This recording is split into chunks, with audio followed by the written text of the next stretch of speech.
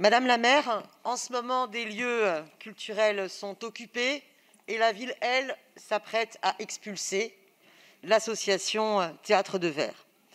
Ma question est donc sur les questions de la culture. Compte tenu de vos changements de position, tantôt pour un confinement complet sur Paris pour 3 semaines, puis pour le confinement le week-end, le confinement le week-end, enfin pour le décalage du couvre-feu à 19h, on s'y perd, on a du mal à vous suivre. Quelle est réellement votre position relative à la réouverture des équipements culturels, incompatible avec un couvre-feu et avec la revendication d'un reconfinement? Le mouvement d'occupation des théâtres pour réclamer cette réouverture des lieux culturels fermés depuis octobre prend de l'ampleur, avec à Paris l'occupation du théâtre de l'Odéon et du théâtre de la Colline. Ce mouvement revendique également une deuxième année blanche pour 2021 afin d'améliorer la situation et les droits des intermittents, des travailleuses et travailleurs de la culture. Il s'oppose à la contre-réforme de l'assurance chômage, de casse des droits des chômeurs. Au théâtre de la Colline, ce sont notamment les élèves de théâtre du public et du privé qui sont engagés, parce qu'ils subissent une triple peine: impossibilité d'étudier, de travailler, précarité et avenir bouché. Déjà, le théâtre de Strasbourg, un autre établissement à Pau, et d'autres viendront. Face à cette crise terrible que subit ce secteur essentiel à nos humanités, à nos émancipations, la culture, la ville a voté un budget de soutien à ce secteur. Sachant qu'il est déjà en deçà des coupes budgétaires que la ville a opérées dans la culture, à savoir 16 millions d'euros en moins en 7 ans, la majorité envisage-t-elle de dégager de nouveaux moyens? La ville dispose d'autres leviers complémentaires pour soutenir la culture, dans sa liberté et dans sa diversité, en défendant la pérennité de lieux associatifs indépendants, ancrés dans la culture des réquisitions citoyennes. Mais hélas, malgré vos promesses de campagne, vous avez renoncé à préempter le cinéma La Clé. Aussi, vous venez de demander l'expulsion du théâtre de Verre dans moins de 3 mois, sans leur proposer une nouvelle friche pour qu'ils puissent se réimplanter, et en leur exigeant en plus des pénalités s'ils restent dans les lieux au-delà des délais fixés. Avez-vous conscience du nombre de compagnies, de théâtres, de danse, de musique, d'artistes, de plasticiens, de citoyennes, de citoyens qui fréquentent le théâtre de Verre? Madame la maire, comptez-vous revenir sur votre décision et surseoir à toute menace d'expulsion du théâtre de Verre tant que la ville n'aura pas trouvé une nouvelle friche adaptée? N'amputez pas la culture parisienne, la vie culturelle parisienne, de ces tiers-lieux culturels indépendants et alternatifs, si essentiels tant pour tous les travailleuses et travailleurs de l'art que pour la création et l'ensemble des citoyens et des citoyennes. Je voudrais terminer par cette question d'actualité en faisant la référence aussi à Louis Pazina, qui est l'historique de ce théâtre, théâtre de Verre. Il avait participé au gouvernement de Salvador Allende. Et Salvador Allende disait: l'histoire est à nous et ce sont les peuples qui la font. Et aujourd'hui, les acteurs de la culture y jouent un rôle déterminant. Madame Simonet. Je donne la parole à Karine Roland pour vous répondre. Merci Madame la maire. Merci cher Daniel Simonet. Je me réjouis amplement et sincèrement que nous parlions tant de culture au sein du Conseil de Paris cet après-midi. Cela ne me semble pas être le cas dans d'autres enceintes et c'est une manière d'emblée de rendre hommage à la place centrale qu'elle occupe dans nos sociétés.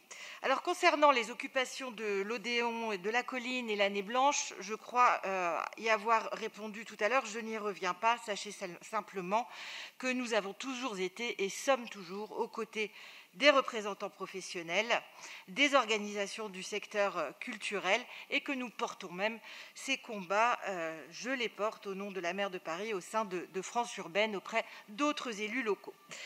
Concernant Paris, permettez-moi, cher Daniel Simonet, de rectifier vos chiffres tout de même et de vous rappeler que ce ne sont pas moins de 27 millions d'euros supplémentaires qui ont été insufflés à la culture par la ville en 2020, soit un chiffre bien supérieur à ce que l'on pouvait attendre, puisque nous avons assumé d'aller au-delà des prérogatives d'une ville, en soutenant notamment les acteurs culturels privés, mais aussi les commerces culturels, les artistes individuels qui ne bénéficient pas du statut d'intermittent, à commencer par les auteurs et les plasticiens. Et puis, permettez-moi quand même de souligner que vous avez un peu mélangé les sujets, mais venons-y. La clé est le théâtre de verre. Ça n'a jamais été une promesse de campagne de la maire de Paris ou d'Anne Hidalgo qui allait redevenir maire de Paris. Tout simplement parce que la préemption n'est pas l'alpha et l'oméga, absolument pas, l'alpha et l'oméga de notre politique culturelle pour accompagner et pour sauver les établissements en difficulté. Je me suis engagée en la matière, aux côtés d'Emmanuel Grégoire, de Paul Simondon et d'autres adjoints, à faire du cas par cas, à agir avec discernement pour chercher à chaque fois la meilleure manière d'agir. En l'occurrence, nous agissons pour que la clé redevienne un cinéma art et essai, ce qu'il n'est plus actuellement, et ce sera chose faite. Concernant enfin le théâtre de verre, nous aurons l'occasion d'en reparler puisque un vœu de l'exécutif sera présenté à ce sujet dans le cours de l'examen des délibérations de la deuxième commission. Vous déconsidérez tout de même beaucoup, Madame Simonet, le travail effectué par les élus et les services de la ville en la matière, sur des sujets d'une extrême complexité et qui ne souffrent ni dogmatisme ni manichéisme. Pendant que les directions de la ville se mobilisaient pour trouver un nouvel emplacement, la loi a évolué. C'est la loi de 2016, dite loi Sapin 2, qui prévoit la mise en concurrence de tout établissement qui mène une activité commerciale au sein d'une occupation du domaine public. Nous n'avons donc simplement pas le droit de reloger le théâtre de verre. Nous pouvons l'accompagner, nous ne pouvons pas le reloger. Ce n'est pas une question de légalité qui se pose là, c'est d'abord une question d'égalité entre les acteurs culturels parisiens. En somme, vous nous demanderiez un traitement de faveur, et ça n'est là pas ma conception du service public, ni de notre mission en tant qu'élus. Donc, nous maintenons notre engagement d'accompagner cette association, j'en ai discuté avec Louise Passina, dans un cadre légal. Et pour en terminer, je vous rappelle que nous nous sommes engagés pour préempter le lavoir moderne il y a peu de temps. Nous nous sommes pleinement mobilisés. Nous sommes pleinement mobilisés pour que la Flèche d'Or redevienne un lieu de culture à la hauteur de ce qu'elle a été. Monsieur Berthaud, ça ne vous intéresse peut-être pas, mais en tous les cas, ça fait du bruit. Non, mais on peut écouter quand même posément, respectueusement les orateurs et oratrices. Oui, mais enfin là, en l'occurrence, je pense que ce que dit Madame Karine Roland, adjointe à la culture sur des lieux éminemment parisiens et importants, mérite qu'on l'écoute. Voilà. Karine, poursuivez. Merci Madame la maire. J'en avais terminé juste pour dire que nous mettons un point d'honneur à ce que la culture indépendante conserve et ait toujours plus de place à Paris. Je vous remercie. Merci beaucoup. Je redonne la parole à Madame Simonet, bien sûr. Je vous invite à aller devant le théâtre de la Colline parce que les étudiants ont mis plein de slogans sur des cartons ou plein de slogans à la craie et souvent ils ont repris des chansons populaires. Et pour refaire comme eux, je vous dirais parole, parole, parole. Alors, je ne chanterai pas parce que je ne suis pas la plus grande chanteuse, mais franchement, c'est une honte ce que vous nous racontez. C'est une honte ce que vous nous racontez parce que c'est un mensonge. Oui, il y avait bien une promesse de campagne au nom d'Anne Hidalgo, portée notamment par Frédéric Ocard, concernant la préemption du cinéma à la clé. Et c'est une honte sur le théâtre de verre parce qu'il n'y a eu qu'une seule proposition qui a été faite pour le théâtre de verre. Et quand on a la volonté politique, on devrait exiger qu'il n'y ait pas d'expulsion de lieux culturels sans relogement de ces lieux culturels.